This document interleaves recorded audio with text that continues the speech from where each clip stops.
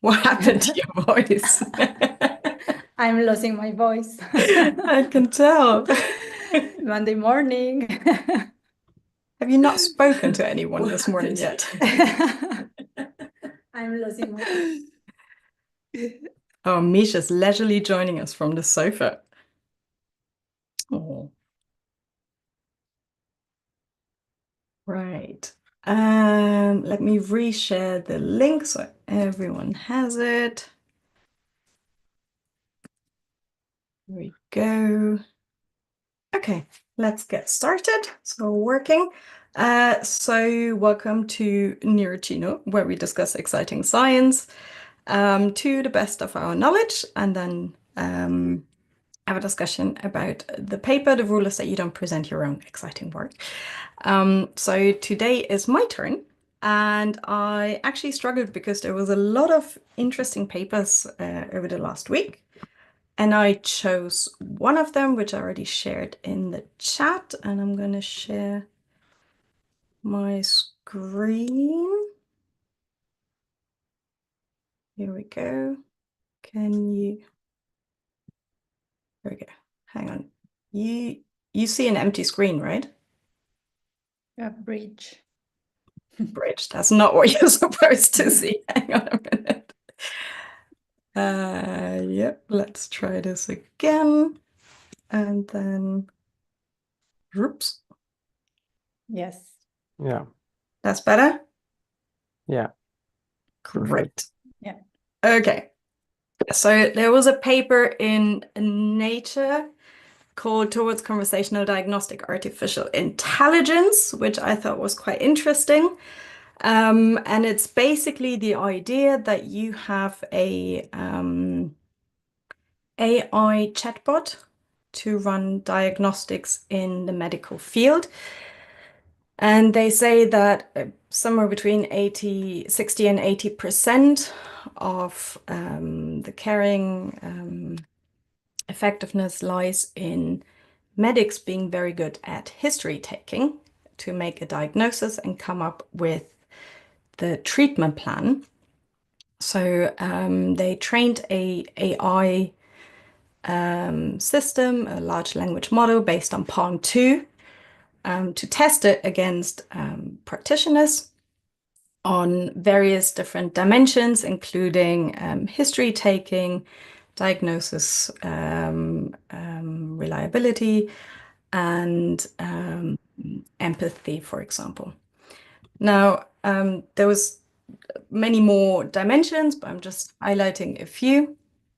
And the reason they propose to do that is to increase accessibility and also arguably improve the quality of care. Full disclosure, this entire team on the paper is from Google Research and Google DeepMind. So that is something to bear in mind. And also it means that they don't share the code. That's not going to be made available, which has its own limitations, and I'm happy to come back to that. Now, the way they did it is they used data from 3 countries, Canada, the UK, and India. And they trained a model that based on medical transcripts, basically, and had a level in there of self-generating feedback. And then they used medical actors to interact with the chatbot, but they didn't know if the chatbot was operated on the other end by AI or by a trained physician. And then they had, as you can see here, 159 case scenarios and compared it, and not very surprisingly, AMIE, the AI chatbot, apparently outperformed the physician specialists on most of the axes. Now, what is interesting to consider here is that this is not a new finding. So we've seen studies before where the results indicated that talking to a chatbot for your medical needs triggers a feeling of more empathy than talking to an actual physician. And one of the reasons for this, arguably, is that this is not usually, at least in Europe, that's not usually how you interact with your medical specialist, because you rather talk to them than chat. And also in most medical systems, the timing that physicians have to engage in history taking and diagnostics is rather limited, meaning that obviously if they have to write rather than talk, there's also the timing limitation, which AI is much faster at typing. So that is something that by default of the design goes in favor of the AI system. Now, the other things to consider is that in this particular study, there is no validation in actual clinical data, even though the scenarios are based on medical records or medical notes. They haven't brought it back to the clinic to actually validate how effective it is. There is also a lack of linguistic transferability in a sense that they showed that there is a interaction with the proficiency of English in the actors. So the more proficient, the better the system works, no surprise. And they also showed, so they compared those three countries, even though the UK got lost in the analysis at some point, might be in the supplementary material, but not in the main resource. They also showed that it works best in English-speaking data. So if we have a look, here is their study design. So it was all based on medical notes and actors who interacted with the AI. And then down here you see on the right the performance, where in most cases AMIE, the AI chatbot, outperformed the clinicians in blue here, and particularly for empathy, that seems to be a main result. Now, as I said, the actors didn't know whether they were interacting with a practitioner or the AI system. There's many different steps involved, and the whole system is based on real-world dialogue data. They also looked at effects of word length and how much communication exchange there was between the actors and the practitioner or the AI system. But one of the problems that is also raised is that real-world dialogue data is noisy, especially in a patient setting. You can have agrammatical data when, for example, you deal with aphasic patients. It's also because they used 152 real-world scenarios.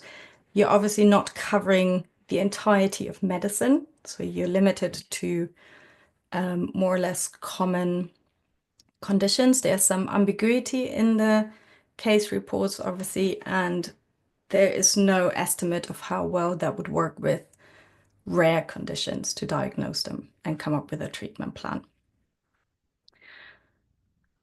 Now, as I said, in terms of the differential diagnosis, AMIE tend to outperform practitioners, but we're going to come back to that.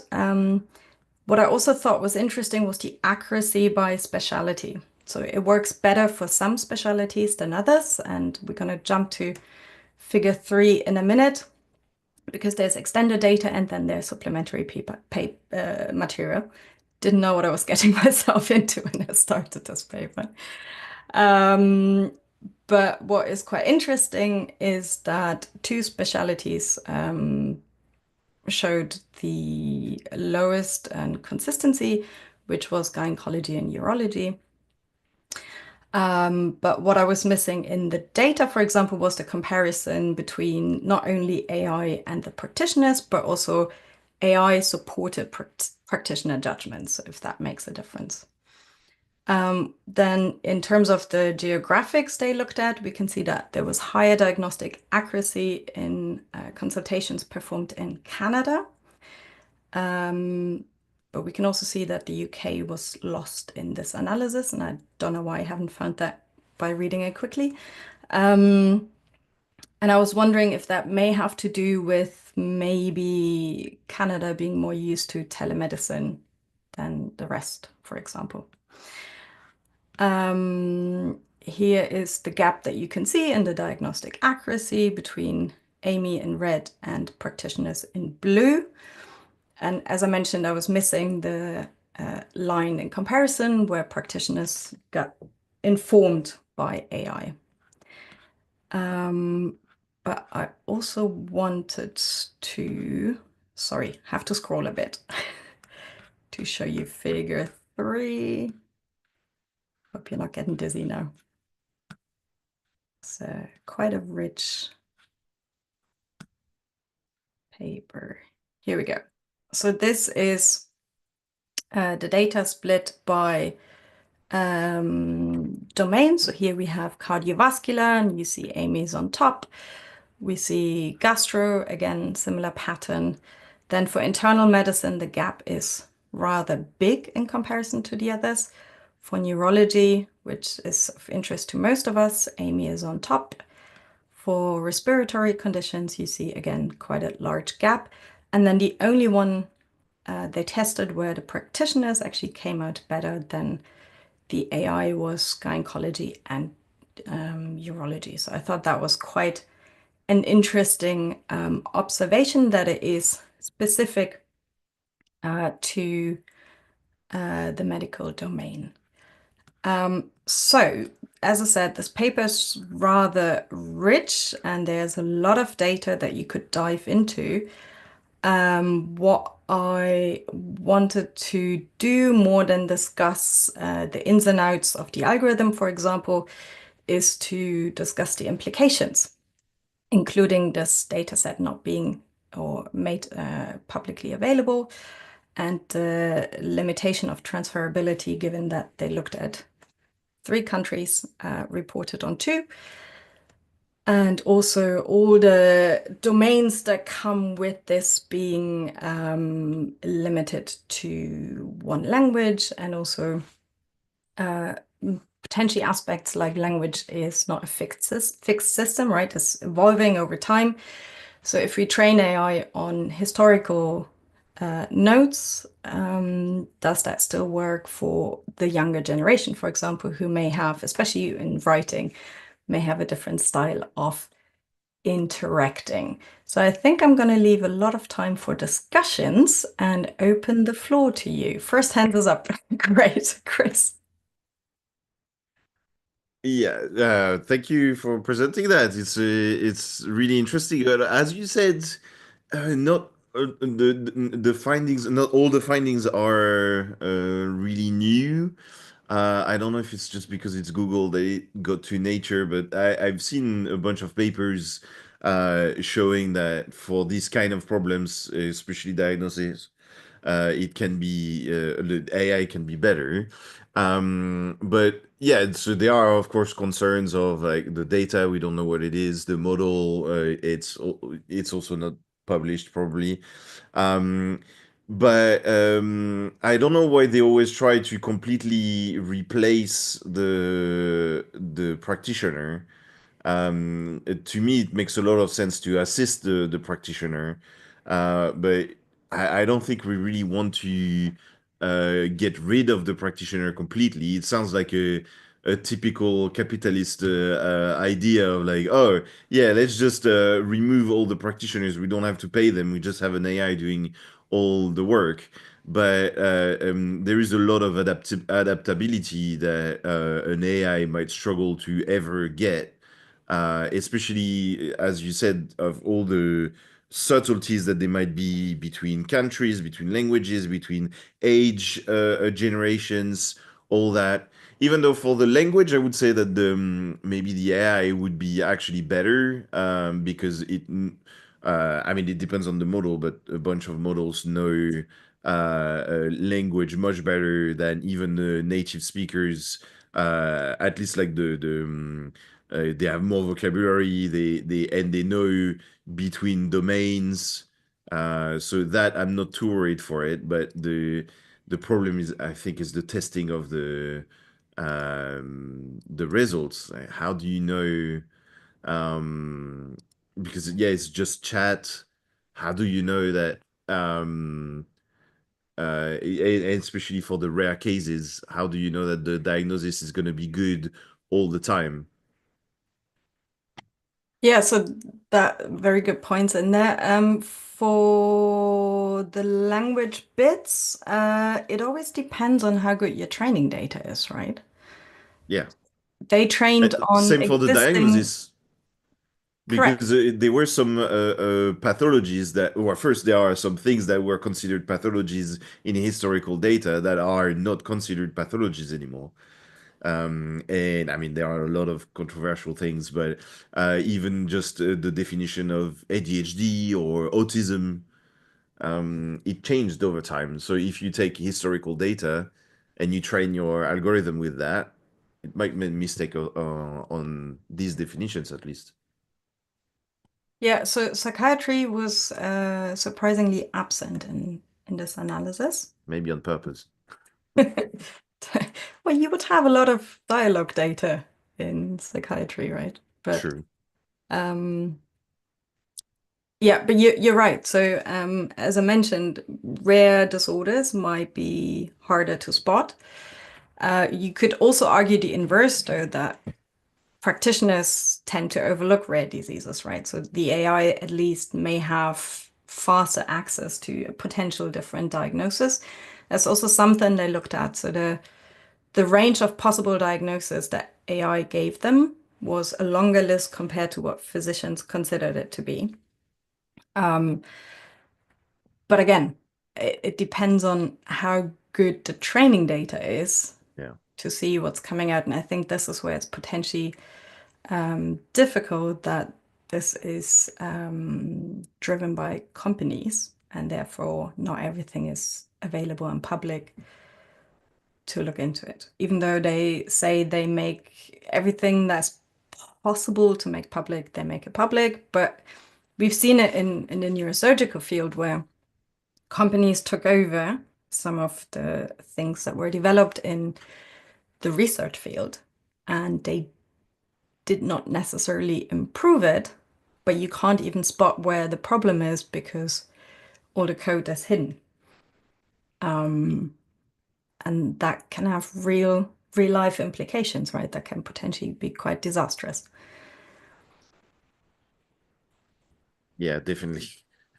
I mean, yeah, I don't know if anyone else is wants to ask a question, but yeah, that's I would say that's the main criticism on this work. So if there is no openness, especially, I mean, of course, there is a problem of medical data that you don't want to disclose, but it should be available on like request with like credentials and stuff. I don't even know if the reviewers had access to it. They did. Um, They did. So yeah, they got okay. a special license to access the system and look at Right. it. But how much time do you have to review a paper like that and look at the data when you're not paid for it? It's a general question, right? Lilith. Yeah, to add to this discussion, I mean, the the patients, did they actually have a consent that Google at some point will gonna take the data and create an AI model based on their medical data? But I don't know. So I don't think, and potentially UK may be withdrawn this. Um, that's why it's not there. So we don't know this stuff. But yeah, I mean, if patients in the first place they didn't consent for this, I don't think it is possible to make this data even available for everybody. So yeah, it's just a little comment on this and about the gynecologist and urologist, why there was maybe the AI was outperforming the general practitioner. Well, maybe because again the data availability it wasn't that widely spread, and also for psychiatric cases, I guess. I don't know. seems pretty more sensitive data than I don't know, some respiratory problems, I guess. So yeah, that's just a little comment. So the consent is obviously a big one, right? And historically, no one collected consent to use data in such a way. So I guess we'll see our consent forms changing over time. But yeah, obviously it's sensitive patient information, so making it available publicly is a problem. That said, you can completely anonymize the data and make that part available. But it's also a company, right? So there's another dimension of interest in there that makes them not share it. Yeah, and also I don't think, for example, academia, like creation this type of tool within academia will be even possible because the amount of money that big companies have to access any data and train larger models like this. Where do you see the limitation? Is that in the access to the data or the computational power or human Well, resources? yeah, All of power it. and I mean, for example, we can't train anything like ChatGPT like within any of the university. So if we want something like ChatGPT for medical field, I don't think that one university will be able to create it ever. Because of, again, the power that is lacking and which is also constrained with the finances, especially nowadays. So I mean, there's people trying to train large models, right? Even in our own theme, we have people that yeah, try but to. in the end is like OpenAI is in the end Claude and all the AIs are becoming actually useful in everyday life. That's just, yeah, a limitation of academia, I guess, in that sense. Yes, it's definitely a And different finance. magnitude. Yeah, exactly. But that's a great paper and thank you. Li Ting has a question. Yeah. So I was quite surprised when hear that patients feel more empathy from AI than from like real physicians. So I feel like it's kind of a caution for the physical that's for physicians now. Like maybe we should have more training on empathy for physicians in school, maybe.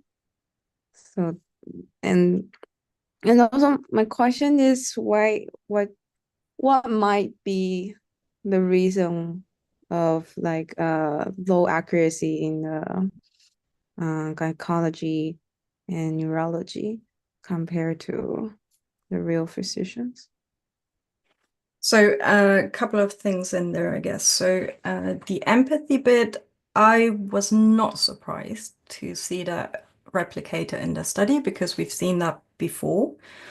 Partially for the reasons that I mentioned, that the chatbot interaction already favors AI over practitioners. Then the second thing is that practitioners usually have a very short time to assess the history. We're talking 5 to 10 minutes here in most healthcare systems. And then being trained more in empathy, I think generally is not a bad idea. Um, yeah. At the same time, I'd rather have a surgeon who is excellent in what they do than talk to me nicely. So, yeah, it depends. But I'm not surprised at all that AI was considered more empathic, because those results have been around for quite a while. In terms of the difference,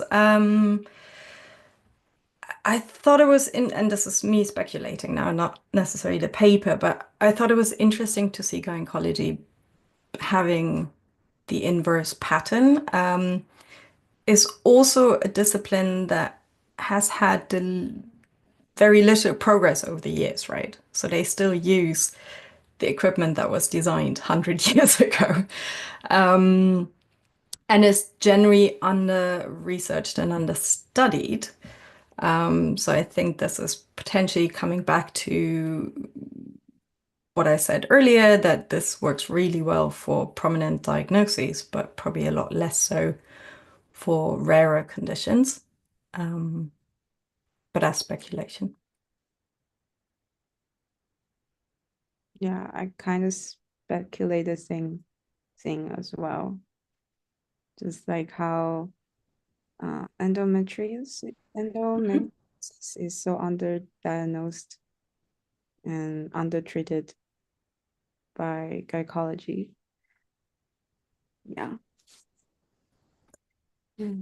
It could also have to do with the availability of dialogue data, right? So I don't know how it was for you, but usually I talk less to my gynecologist than any other doctor because it's much more, we need this, or it hurts here, or it's a regular checkup, and there's a lot less interaction unless you have to discuss certain things. So it could also be simply that the dialogue data is different. I think Chris was first. Yeah, just a quick one on the rare diagnosis. One thing though is AI could be less biased, and actually there's been some studies on well, they can AIs can have biases, but on diagnosis, for example, endometriosis, it could be less biased because these diagnoses were not done because mostly male were practitioners. I mean, there is a lot of context, but the AI might be better at diagnosing these kind of diseases because it doesn't care that it's talking to a male or female, whatever age or whatever. So on that, we could actually have better results than on other domains, even though here it doesn't show, but it might be because of the quality of the data on urology and gynecology. So that's what I also mentioned earlier, right? That the list of possible diagnoses that AMIE offered was longer than the list of possible diagnoses that practitioners offered. So yes, definitely. Fernando. You're still muted. Hi, thanks That's for better. presenting this interesting paper. I had a question kind of following up on Lilith's comments before. I agree that privacy is an issue, but do you think that that could be maybe solved with the AI is becoming, well, I have the impression that AIs are now more run locally, or there's a push towards that direction of running them locally, and I think that would help with privacy. Yeah, that's my first question. What are your thoughts on this? So I think you're right. They are often run more locally, but they're usually trained elsewhere, right? So you train the system and then you implement it locally in your clinic. So that wouldn't mitigate the training data problem that we discussed. But in terms of having a closed clinical system, that, yeah, would, of course, well, hopefully protect privacy. And do you know if, well, I've seen a similar research in the past where they make a distinction of top performing clinicians or physicians and not so top performing, and then the AI was kind of in between. The top performing were still better than the AI. I don't know if this paper mentions or makes a distinction about this. Maybe now the AI is actually better than the top performers, or So if I recall correctly, they had about 20 practitioners. So I don't know how much stratification you can have in there. I also didn't come across it in this particular paper. That said, it's a very long paper and I haven't read it all. So it may be in there. Um, but I mean, if you have a very good clinician, that usually does a good job, right? It depends on how you stratify them as well, I would say. So what makes you a top performing clinician is that getting the diagnosis right, getting it fast, having a good treatment plan, management plan, it all plays in, right? And also this is just the first step. So this is the history taking and discussion in the beginning. This is not the actual treatment or anything after that. Awesome. Thanks. Any other questions, comments? If not, then we are right on time for today. Thank you all for joining. Have an exciting week in science and see you next Monday. Bye. Bye. See you later.